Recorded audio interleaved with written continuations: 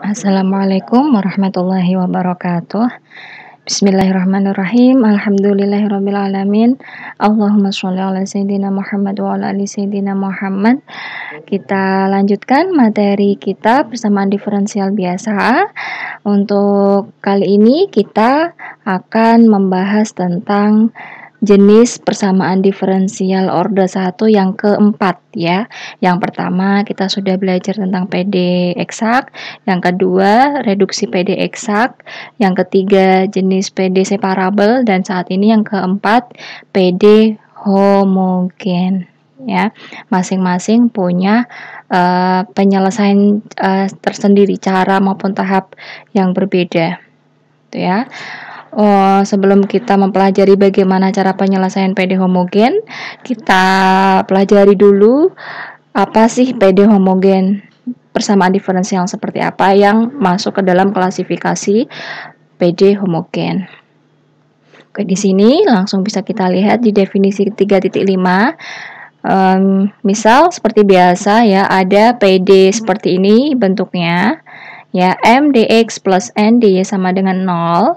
PD ini dikatakan homogen jika dimisalkan bentuk derivatifnya. Teman-teman ingat kembali, sebelumnya kita sudah mempelajari beberapa bentuk PD ya.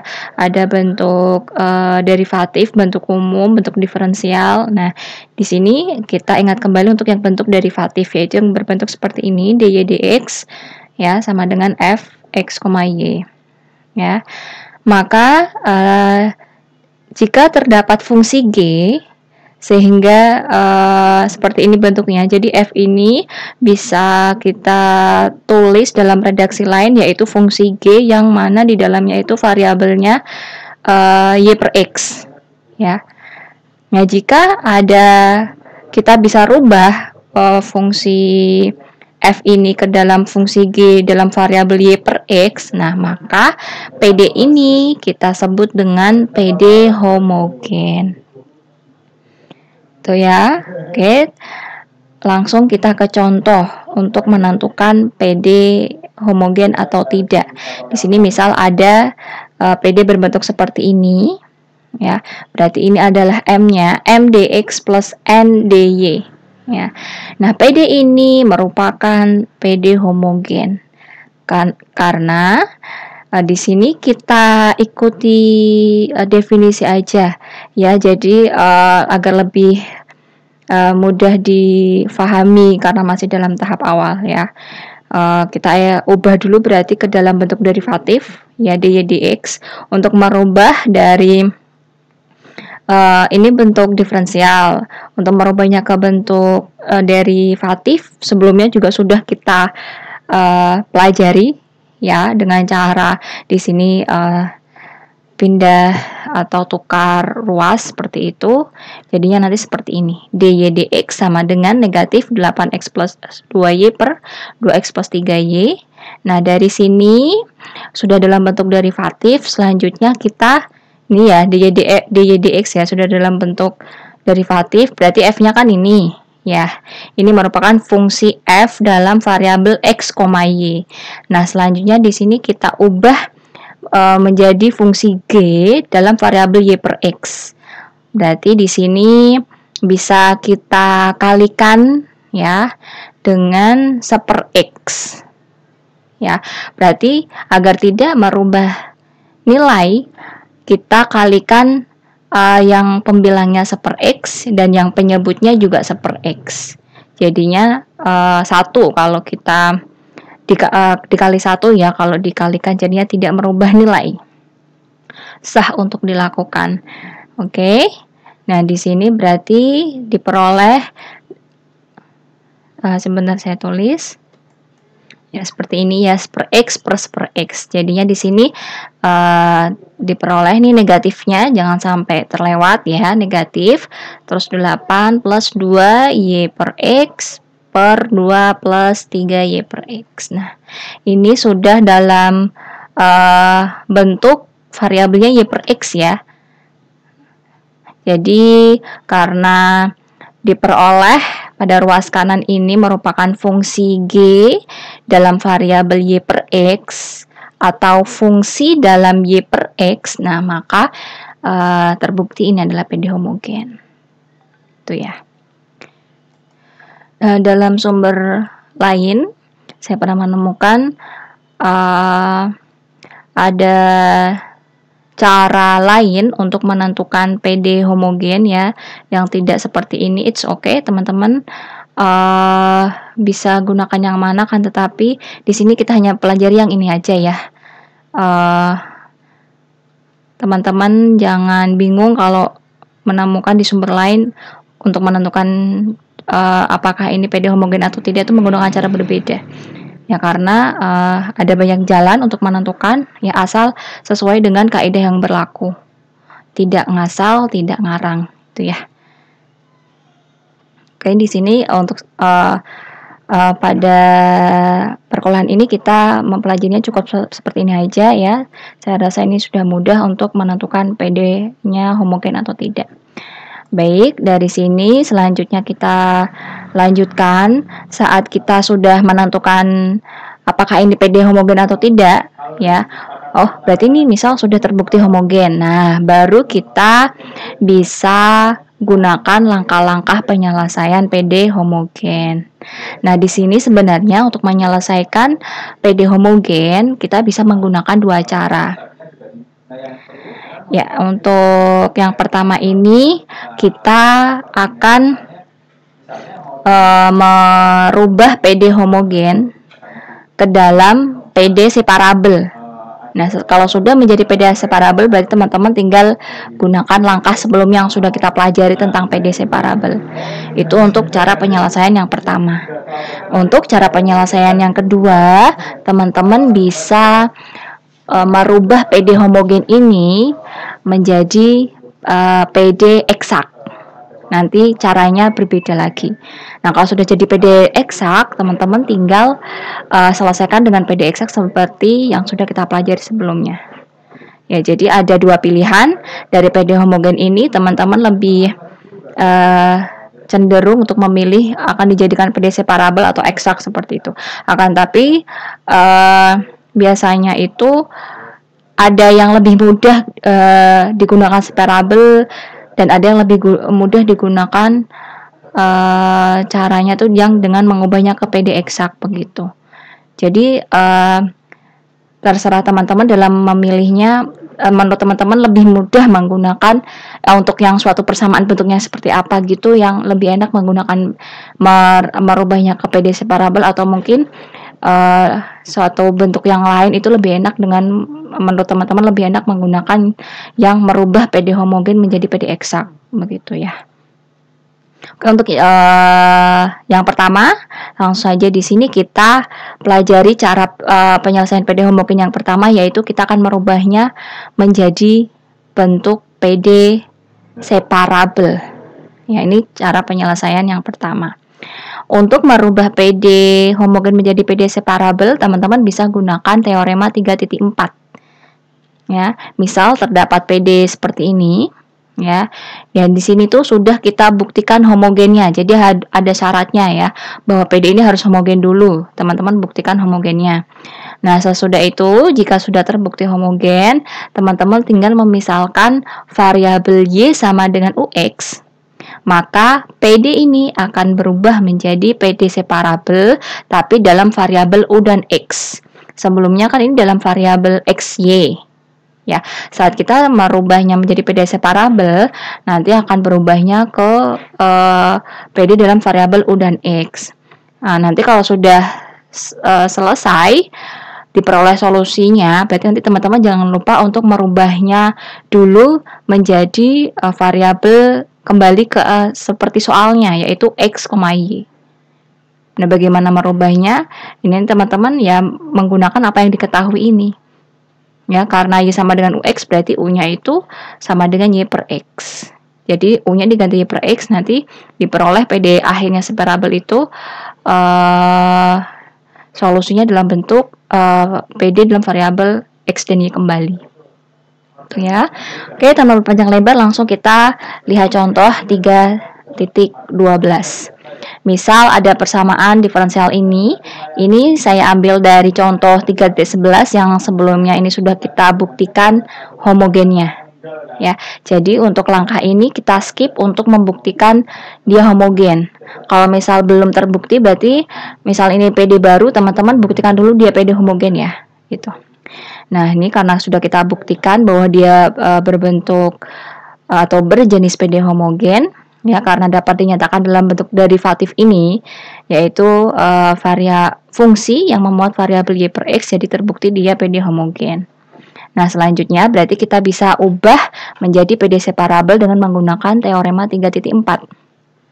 Jadi, kita ikuti langkahnya di sini dengan memisalkan variabel y sama dengan ux. Oke.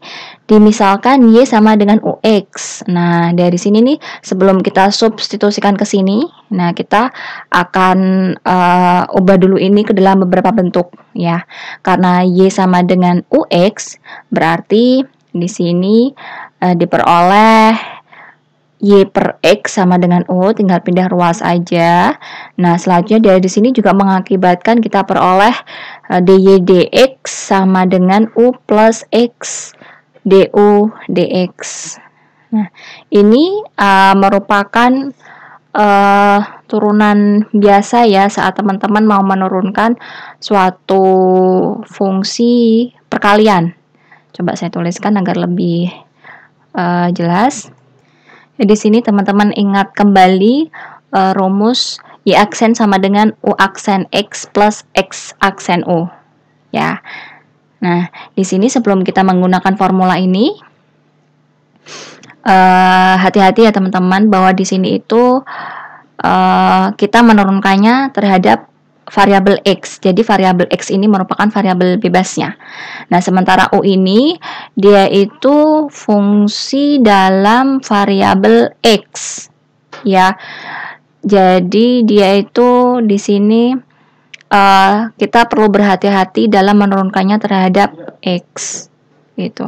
Jadi di sini diperoleh ya aksen ini kita turunkan terhadap dy dx. Kita turunkan terhadap x maksudnya ya. Jadi di sini dy dx. Nah, selanjutnya u aksen x. Nah, di sini u aksen itu fungsi u itu adalah fungsi dalam variabel x. Jadi di sini kita tulis ya du dx. Ya. Lalu di sini x kita tulis lagi. Lalu di sini x aksen, berarti ini dx dx ya. X diturunkan terhadap x berarti 1. Lalu tinggal tulis lagi u-nya. Mudah ya. Ini sudah sering teman-teman gunakan. Oke, jadi diperoleh bentuk seperti ini. Selanjutnya kita tinggal mensubstitusikannya ke bentuk derivatif ini. Ya, ke bentuk derivatif PD homogen ini. Berarti dy dx-nya kita ubah ini. Ya. Lalu y per x adalah u. Oke. Kita lanjutkan ke bawahnya. Ya, ini dy dx-nya sudah kita rubah. Ini tadi kan cuma u-nya di belakang nggak masalah ya, cuma pindah ruas seperti biasa. Sifat penjumlahan itu komutatif. U-nya jadi saya letakkan di depan untuk di sini ya. Jadinya ini dy dx berubah jadi seperti ini. Lalu yang ini y per x berubah jadi u. Ya. Selanjutnya di sini kita otak-atik sedemikian hingga karena tujuan kita ingin merubahnya menjadi PD separabel. Teman-teman ingat kembali prinsip PD separabel. Ya, prinsip untuk PD separabel itu kita menyelesaikannya itu dengan cara kita memisahkan dulu antar variabelnya. Jadi kalau variabelnya memuat x dan y, berarti yang x semua, y semua. Nah, di sini karena variabelnya u dan x, nah di sini kita pisahkan u semua jadikan 1, x semua jadikan 1. Itu intinya. Ya, jadi kalau masih seperti ini, masih nyampur ya, kita pindahkan ruas, kita otak-atik ya perhitungan seperti biasa ya. Di sini u-nya pindah ruas ke kanan, ya kemudian kita jadikan 1 penyebutnya, ya kita samakan penyebut, lalu diperoleh bentuk seperti ini. Nah, selanjutnya dari sini, karena di sini masih memuat x du dx ya, x masih nyampur sama u, tinggal kita pindah ruas seperti biasa. Ini sudah dalam bentuk u semua. dalam variabel U semua, kita pindah ruas ke kiri, dan ini X, dx-nya ini kita pindah ruas ke kanan jadi seperti ini, ya. Oke, saya rasa tidak ada masalah ya untuk cara pindah ruas seperti ini. Nah, selanjutnya ini sudah berbentuk PD separabel. Kenapa? Karena di sini teman-teman bisa perhatikan ini fungsi dalam variabel U saja, du, lalu di sini fungsi dalam variabel X saja, dx. Nah, kalau sudah dalam bentuk PD separabel, kita gunakan cara penyelesaian PD separabel dengan cara tinggal mengintegralkan kedua ruas. Ya, kita integralkan kedua ruas ini. Nah, diperoleh, kalau yang ini mudah ya, min 1 per X dx diintegralkan ya jadinya min ln X. Nah, di sini jangan lupa sembarang konstantanya ini, karena kita mengintegralkannya tuh pakainya integral tak tentu. Nah, selanjutnya untuk integral ini, jika teman-teman mengalami kesulitan, coba saya uraikan untuk mendapatkan hasil integral ini ya. Ya, bisa kita uraikan seperti ini ya. Di sini kita ambil di 3U kuadrat plus 4U plus 8 di sini, jika kita turunkan ya, D ini nanti akan menghasilkan 6U plus 4 DU. Ya, ini turunan biasa, lalu kita keluarkan duanya jadinya seperti ini, 2 3U plus 2 DU. Nah, dari sini duanya kita pindah ruas ke kiri ya, jadi peroleh ini setengah D ini plus 3U plus 2 DU. Nah, selanjutnya dari sini kita peroleh bentuk yang sama ya, 2 plus 3 UDU. Nah, dari sini berarti kan sudah sesuai, berarti tinggal kita substitusikan ke dalam bentuk integralnya. Nah, di sini agar tidak panjang, saya misalkan 3U kuadrat plus 4U plus 8-nya itu sebagai P. Ya, jadi di sini saya tulis dulu kembali bentuk integralnya ya. Lalu di sini kita misalkan agar nggak panjang, ini 3U kuadrat plus 4U plus 8-nya itu P. Jadinya ini adalah P, atau saya tulis 1 per P ya. Lalu DU plus DU 2 plus 3U ini ya, 2 plus 3U DU ini itu dia setengah D ini. Ini kan P, berarti di sini setengah DP. Di sini setengah DP. Oke, jadi atas dan bawah sama nilainya. Kita merubah tapi tidak merubah, kita merubah bentuk ya, tapi tidak merubah nilai ya. Lalu kalau sudah dalam bentuk sini DP lalu P kan sudah dalam sudah sama, maksudnya tinggal kita integralkan seperti biasa. Jadinya setengah ln P. Maaf di sini lupa ya, di sini tinggal ditambahi plus C ya. Ya, karena integralnya memuat sembarang integral tak tentu, jadi di sini kita tambahi plus C. Lalu di sini kita ubah kembali bentuk P-nya menjadi ini. Jadi itu plus setengah ln mutlak ini plus C. Ya. Lalu di sini tinggal kita tuliskan di sini kenapa C-nya tidak ikut. Di sini kita asumsikan bahwa C1 itu gabungan dari sembarang konstanta, baik dari integral yang ruas kiri maupun ruas kanan. Konstanta dan konstanta bisa kita jadikan satu menjadi suatu konstanta yang lain gitu ya. Kita misalkan C1 gitu. Ya, ini jadi C1 itu gabungan sembarang konstanta dari hasil pengintegralan ruas kiri maupun ruas kanan. Itu ya. Saya rasa tidak ada masalah, kita lanjutkan ya. Ya, di sini tinggal kita sederhanakan saja bentuknya ya, ini pindah ruas ke kiri. Jadi yang seperti ini. Lalu ln-nya di sini teman-teman gunakan sifat-sifat logaritma ya. Di sini jadinya penjumlahan ln ini bisa berubah menjadi perkalian seperti ini ya, duanya ini dengan menggunakan sifat logaritma jadinya x kuadrat, lalu diperoleh seperti ini. Dari bentuk ln kita ubah ke dalam bentuk eksponensial ya, jadinya seperti ini.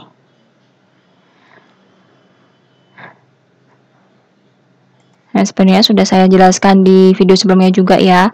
Di sini ln itu kan logaritma dengan basisnya itu adalah bilangan natural ya, E.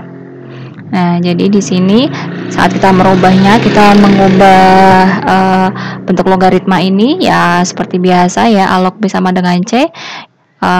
Kita ingat ini ekuivalen dengan seperti ini, A pangkat C sama dengan B. Nah, jadi di sini adalah B-nya. Lalu di sini untuk E pangkat 2C1-nya ya, yang ini. Kan ini kan E ya aslinya. Nah, terus E pangkat 2C1 karena konstanta, pangkat konstanta hasilnya konstanta. Di sini kita misalkan satu konstanta saja yaitu C. Jadi C itu sama dengan E pangkat 2C1. Nah, dari sini sudah kita peroleh solusi yang sederhana ya, tidak memuatlan lagi gitu ya. Nah, kan tapi di sini kita peroleh hasilnya itu dalam variabel U dan X. Kita ingat kembali bahwa soalnya itu dalam variabel X dan Y. Ya, kita untuk menjawabnya ya disajikan sebagaimana variabel awal. Jadi kita ubah kembali variabel U-nya dalam variabel X dan Y. Di sini kita ingat kembali bahwa U itu adalah Y per X. Nah, jadi di sini kita ubah U-nya menjadi Y per X. Ya, jadinya seperti ini. Ya. Nah, kalau kita sederhanakan ya, jadinya ini di X kuadrat. Kita sederhanakan ya, ini X kuadrat ya. Lalu di sini jadinya 3Y kuadrat plus 4XY plus 8X kuadrat sama dengan C. Ya. Jadi ini merupakan penyelesaian umum dari persamaan diferensial ini. Ya. Sudah selesai sampai tahap ini untuk cara yang pertama. Ya. Oke. Selanjutnya kita akan mempelajari untuk penyelesaian PD homogen dengan menggunakan cara kedua, yaitu kita akan merubahnya ke PD eksak. Nah, ada syaratnya ya. Seperti apa syaratnya? Di sini kita perhatikan teorema 3.5. Misalnya ada PD ini 3.13 ya, jika PD ini homogen, jadi syarat pertama adalah homogen. Lalu jika mx plus ny-nya tidak sama dengan 0, maka 1 per mx plus ny ini adalah faktor integrasi dari persamaan diferensial ini. Ya, teman-teman ingat kembali apa itu faktor integrasi? Faktor integrasi itu semacam pengali ya, yang membuat PD sebelumnya itu non eksak. Kalau dikalikan dengan faktor integrasi nanti akan menjadi PD eksak. Jadinya diperoleh PD ini dikali dengan faktor integrasi ini akan menjadi PD eksak. Tinggal dikalikan aja ya seperti biasa, lalu nanti diperoleh persamaan baru. Yang dari sini kalau sudah diperoleh persamaan baru berarti dia berbentuk PD eksak. Nanti penyelesaiannya tinggal kita gunakan cara-cara PD eksak. Lalu nanti diperoleh solusi umumnya. Oke, berarti di sini langsung saja untuk lebih jelasnya kita pelajari contoh 3.13. Nah, di sini kita ambil contoh misal ada bentuk persamaan ini dalam bentuk derivatif langsung ya, dy dx sama dengan ini. Nah, berarti di sini langkah awalnya kita perlu tunjukkan dulu dia itu homogen. Ya, lalu kalau sudah terbukti homogen, dicari mx plus ny-nya berapa, apakah 0 atau tidak. Oh, kalau tidak 0, oke, berarti bisa kita kalikan 1 per mx plus ny ini ke dalam PD ini, lalu selesaikan dengan PD eksak. Ya, oke.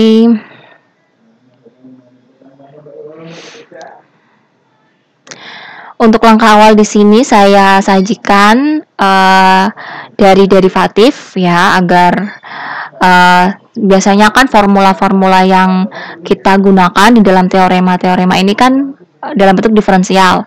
Ya, jadi kalau teman-teman misal menemui soal dalam bentuk derivatif ini mungkin agar teman-teman tidak bingung kalau teman-teman mau diganti ke dalam bentuk diferensial seperti ini dulu, oke, nggak masalah ya. Di sini makanya saya ubah dulu ke dalam bentuk diferensial dengan cara seperti yang sudah kita pelajari sebelumnya ya, tinggal dipindah ruas aja nanti diperoleh bentuk seperti ini.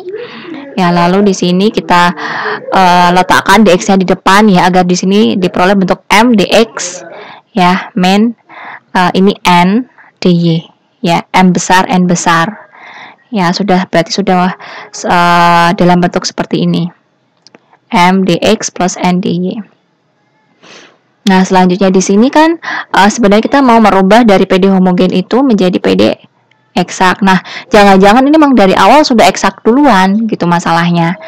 Ya, oleh karena itu di sini saya tunjukkan dulu bahwa sebenarnya itu PD awalnya itu dari awalnya itu memang dia non eksak bentuknya gitu dulu. Untuk menentukan eksak atau tidak, teman-teman ingat kembali caranya ya. Di sini apakah do m do y sama dengan do n do x. Jadi dicari dulu, ini m-nya ya. Dicari dulu do m do y-nya.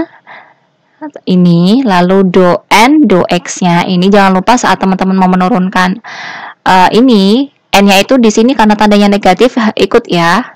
Nah, gitu. Jadi di sini min x y pangkat 3. Nah, selanjutnya di sini do n do x-nya ternyata tidak sama dengan do m do y. Ya, jadi diperoleh PD-nya non eksak. Jadi kita tidak bisa menyelesaikan dengan PD eksak langsung ya, karena tak eksak ini. Nah, selanjutnya berarti kita mau coba gunakan teorema 3.5 ini ya. Apakah dia homogen dan mx plus ny-nya tidak sama dengan 0 dulu ya, kita buktikan dulu. Nah, di sini untuk menentukan apakah PD-nya homogen atau tidak, kita lebih enaknya tuh menggunakan bentuk derivatif. Jadi di sini langsung kita ambil bentuk derivatifnya sebagaimana yang di soal. dy dx sama dengan ini. Nah, selanjutnya di sini teman-teman perhatikan pangkat tertingginya itu 4 ya. Jadi di sini kita kalikan dengan 1 per x pangkat 4, baik penyebut maupun pembilang. Jadi di sini setelah kita kalikan dengan 1 per x pangkat 4 diperoleh seperti ini, yang penyebutnya juga seperti ini. Nah, selanjutnya diperoleh bentuk ini ya. Jadi fungsi dalam variabel y per x. Jadi terbukti dia homogen. Oke, untuk selanjutnya berarti tinggal kita cari apakah memenuhi syarat yang kedua. Ya, untuk syarat kedua kita cari bentuk mx plus ny-nya apakah sama dengan 0 atau tidak. Nah, di sini untuk m dan n-nya kita gunakan bentuk yang diferensial ya. Yang bentuk diferensial ini nampak jelas, ini m-nya, ini n-nya. Ya, untuk ini jangan lupa teman-teman, n-nya sekali lagi dia dalam bentuk negatif. Ya. Jadi mx ini plus ny ya sama dengan ini. Lalu kita sederhanakan jadinya x pangkat 5. Di sini karena kita asumsikan x-nya tidak sama dengan 0 ya. Jadi di sini x pangkat 5-nya tidak sama dengan 0. Karena x-nya juga tidak sama dengan 0. Jadi karena memenuhi kedua syarat ya, baik itu PD-nya homogen maupun bentuk ini tidak sama dengan 0. Jadi kita bisa gunakan teorema 3.5 yang mana ternyata ini menjadi faktor integrasi. Sehingga nanti PD ini ya, PD 3.13 ini menjadi PD eksak. Oke, berarti tinggal kita kalikan dengan faktor integrasi. Tadi diperoleh mx plus ny-nya ini. Berarti faktor integrasinya itu kan tadi berdasarkan teorema faktor integrasinya 1 per mx plus ny. Berarti faktor integrasinya adalah 1 per x pangkat 5. Kita kalikan ke dalam persamaan di sini, persamaan diferensial pada soal ya, diperoleh bentuk seperti ini. Berarti ini diperoleh m yang baru ini n yang baru, ya. Sebagaimana yang dikatakan teorema, nanti ini berubah menjadi PD eksak sudah kita kalikan dengan ini 1 per mx plus ny yang mana ini merupakan faktor integrasi. Jadi perlu kita pastikan dulu ini benar-benar PD eksak, ya. Nah, untuk menentukannya sama seperti sebelumnya, kita cari do m do y apakah sama dengan do n do x. Nah, di sini teman-teman pilih m-nya ya m yang baru, bentuk yang baru ya. Ini persamaan diferensial yang baru. Teman-teman jangan pakai yang lama ini. Jangan, ini kan masih yang lama ini masih PD-nya itu non eksak. Ya, belum kita kalikan dengan faktor integrasi. Jadi di sini teman-teman gunakan m dan n yang baru. Jangan lupa di sini n-nya tuh memuat tanda negatif. Ya, di sini do m do y ternyata sama dengan do n do x. Ini turunan biasa ya, teman-teman. Saya langsung aja nih sama dengan 4y pangkat 3 per x pangkat 5. Oh, jadi terbukti ini PD eksak. Kalau memang sudah PD eksak, bisa kita lanjutkan cara-cara penyelesaian PD-nya eksak. Dengan cara di sini kita misalkan do f do x sama dengan m. Ya, sekali lagi pakainya bentuk m pada persamaan diferensial yang baru. Ya, lalu do f do y-nya sama dengan n. Ini. Nah, selanjutnya kita integralkan, ya. M-nya kita integralkan terhadap X, N-nya kita integralkan terhadap Y. Jangan lupa sembarang fungsi K1, K2-nya, ya. Kalau integralnya terhadap X, berarti di sini fungsinya dalam Y. Lalu kalau integralnya terhadap variabel Y, berarti fungsi ini dalam variabel X. Oke, selanjutnya diperoleh ini. Ya, pakai integral biasa, saya rasa ini jelas ya. 1 per x dx itu ln x. Lalu ini, ya pangkat 4 per x pangkat 5 itu integralnya ini. Ya. Lalu ini 1 per y pangkat 3 per x pangkat 4 dy integralnya ini. Oke. Selanjutnya kita perbandingkan ya, teman-teman mau yang dicari K1-nya aja boleh, K2 sajanya aja boleh. Ya. Di sini kita cari keduanya ya. Setelah kita perbandingkan ya, ini ada yang sama. Ya, yang sama ini saya beri tanda coretan merah ini. Kalau misal kita cari K1-nya berarti kalau kita bandingkan bisnis ini kan sudah nggak ada lagi ya variabel dalam fungsi atau suku ya, suku dalam variabel y, berarti K1-nya 0. Oke. Lalu di sini kalau kita perbandingkan untuk mendapatkan K2 itu fungsi dalam variabel X. Oh, berarti di sini seharusnya K2-nya itu kalau kita perbandingkan dengan atas, berarti seharusnya K2-nya itu ln X. Nah, seperti ini. Nah, jadi diperoleh bentuk F sama dengan ln X min Y kuadrat per 4x pangkat 4. Nah, di sini jangan lupa sekali lagi yang kita dapatkan itu solusi umum ya. Di sini kita tinggal sama dengan C. Jadi peroleh penyelesaian umumnya ini. Nanti kalau misal yang dicari penyelesaian khusus ya tinggal dimasukkan nilai awalnya, nilai X-nya berapa, Y-nya berapa, lalu substitusikan ke sini didapatkan hasil C. Kalau sudah C-nya sekian dalam bentuk angka, baru disubstitusikan ke sini angkanya berapa. Itu jadinya solusi khusus. Itu ya. Ini untuk cara kedua dari penyelesaian PD homogen. Ya, sebelum kita ke kesimpulan, ini saya perlu sampaikan dulu ya. Kita kembali ke tadi cara menentukan apakah PD ini homogen atau tidak dengan cara merubah ke dalam fungsi yang memuat variabel y per x. Kalau tadi kan kita melakukannya dengan cara dikalikan dengan 1 per x pangkat sekian gitu ya, bisa pangkat 1, pangkat 2 dan seterusnya sampai kita lihat pangkat tertingginya berapa yang kira-kira ini teman-teman bisa menyesuaikan lah apakah nanti bisa menjadi y per x itu bagaimana caranya gitu ya, variabel y per x. Nah, di sini saya tampilkan untuk cara lain ya, yaitu dengan cara ya hitung seperti biasa gitu. Contohnya ini tadi ya. Di sini berarti kita misal ya dengan cara perhitungan biasa, di sini pecahannya kita pisah begitu ya.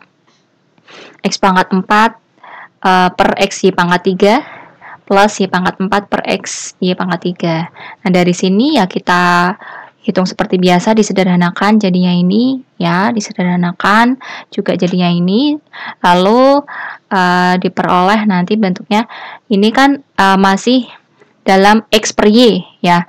Jadi di sini kita ubah bagaimana caranya, asal memenuhi kaidah yang berlaku boleh ya. Di sini berarti kita mau rubahnya berarti Y jadi Y per X dengan cara seperti ini ya. Pangkatnya jadi negatif, jadinya seperti ini, Y per X pangkat negatif 3 plus Y per X. Jadi sebenarnya ini sampai sini sudah boleh ya, karena ini merupakan fungsi dalam variabel Y per X ya. Nggak ada yang seper X, nggak ada yang seper Y gitu. Nanti setelah ini saya beri contoh untuk yang PD non homogen ya. Oke, dari sini walaupun dengan cara berbeda akan menghasilkan yang sama kok untuk yang ini ya. Karena ini kalau kita uraikan lagi, jadinya kan ini 1 per Y per X, 1 per Y per X pangkat 3 plus Y per X. Nah, lalu di sini, dari sini akan kita peroleh ini. Dengan cara di sini kita samakan bentuk penyebutnya. Ya, jadi di sini kita samakan penyebutnya, jadinya Y per X pangkat 3 ya, plus lalu di sini kita kalikan dengan Y per X pangkat 3 juga, jadinya hasilnya pangkat 4 ya. Jadinya seperti ini. Jadi ini sama aja. Teman-teman boleh pakai yang ini, boleh pakai yang ini. It's okay. Caranya berbeda tapi hasilnya nanti akan sama. Itu ya. Oke. Selanjutnya ada yang perlu saya sampaikan sebelum kita ke kesimpulan ya. Ada hal yang perlu diperhatikan juga, yang ini kesalahan yang sebenarnya itu tidak perlu, tapi ini sering terjadi gitu. Karena ini, mengapa saya mengatakan tidak perlu, karena ini sebenarnya dasar ya, perhitungan dasar gitu. Ini misalnya nih saya di sini saya lingkari untuk kesalahan yang sering terjadi di sini. Yang ini saya kembali ke contoh sebelumnya ya, contoh ke 3.12 ya. Nah, ini pada saat melakukan pindah ruas ya, teman-teman perhatikan di sini kan U jadi negatif U ya di sini ya. Nah, lalu di sini kan kita mau menyamakan penyebutnya ya. Untuk menyamakan penyebut di sini berarti kan kita kalikan dengan 2 plus 3U. Nah, selanjutnya di sini kita gabungkan pembilangnya gitu ya. Nah, di sini karena untuk menggabungkan dengan pembilang yang awal, karena pembilang yang awal itu kan sudah bertanda negatif. Ya, jadi di sini agar nanti menghasilkan negatif, berarti waktu kita gabungkan dengan pembilang di sini min sama min ya jadinya plus. Sini berubah jadi plus. Ya. Plus U per 2 plus 3 plus U kali 2 plus 3U. Jadinya berubah jadi plus. Untuk ngecek, teman-teman bisa saat mau menguraikan lagi apakah hasilnya sama dengan yang atas gitu aja. Saat kita uraikan kembali ya, kita pisahkan penyebutnya antara yang ini dan ini jadinya kan segini ya. Nah, jadi ini kan 2 plus 3U nya 1 ya, dicoret jadinya hasilnya 1, jadinya kan U. Nah, lalu U kita kalikan dengan negatif jadi akan min U gitu. Itu ya beberapa hal kecil tapi kesalahan yang sebenarnya tidak perlu karena sifatnya itu sepele, tapi itu nanti pengaruh besar karena ke bawahnya nanti juga akan menghasilkan hasil yang berbeda. Jadi teman-teman detil, teliti ya dalam mengerjakan setiap bagiannya. Itu ya. Oke, untuk selanjutnya saya berikan itu ya, sebelum ke akhir saya berikan satu contoh PD yang non homogen itu yang seperti apa gitu ya, agar teman-teman ada gambaran. Coba saya ambil contoh 3.10 ya. Ini kalau saya lihat ini bukan PD homogen, bukan PD homogen, coba kita buktikan. Ya, di sini seperti sebelumnya kita ubah dulu ke dalam bentuk derivatif ya. Jadinya seperti ini beda ruas ya. Lalu kita otak-atik gimana caranya nanti biar hasilnya nanti dalam variabel y per x. Ya, di sini saya coba dengan cara mengalihkan seper x baik penyebut maupun pembilang. Jadi diperoleh ini ya. Nah, kalau seperti ini kan jadinya ini memang ada yang dalam variabel y per x, tapi untuk yang lainnya dalam variabel seper x itu kan berbeda. Nah,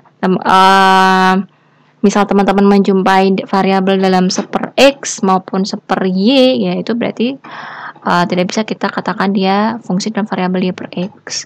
Nah, ini beda hal nanti kalau yang kita peroleh itu hasilnya dalam x per y, kebalikannya ini.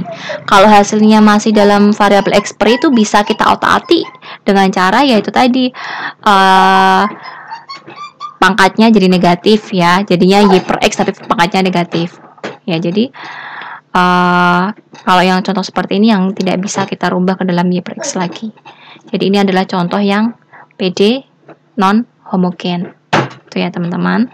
So saat PD itu homogen ada beberapa cara yang kita bisa lakukan. Ada cara yang pertama kita bisa merubahnya ke dalam bentuk PD separabel ya dengan cara memisalkan tadi ya. Memisalkan y sama dengan ux ini ya. Kemudian untuk cara yang kedua bisa kita ubah ke dalam PD eksak dengan cara kita tentukan faktor integrasinya ini. Tapi ada syaratnya ya, bahwa syaratnya itu faktor integrasinya itu akan 1 per mx plus ny ini nggak boleh 0. Nanti kalau ini sama dengan 0 ya jadinya nanti tak terdefinisi. Itu ya. Ya demikian, saya rasa cukup ya sudah ke materi penggabungan penyelesaian PD homogen, hal yang perlu diperhatikan sama kesimpulannya. Saya rasa cukup untuk kali ini, semoga bermanfaat. Agar lebih paham, seperti biasa, saya harap teman-teman melakukan banyak latihan, cari soal yang banyak, dikerjakan sendiri, latihan sendiri, gitu ya. Oke, saya mohon maaf jika ada salah dan kurang. Saya akhiri untuk materi kali ini. Wallahul muwaffiq ila aqwamit thoriq. Wassalamualaikum warahmatullahi wabarakatuh.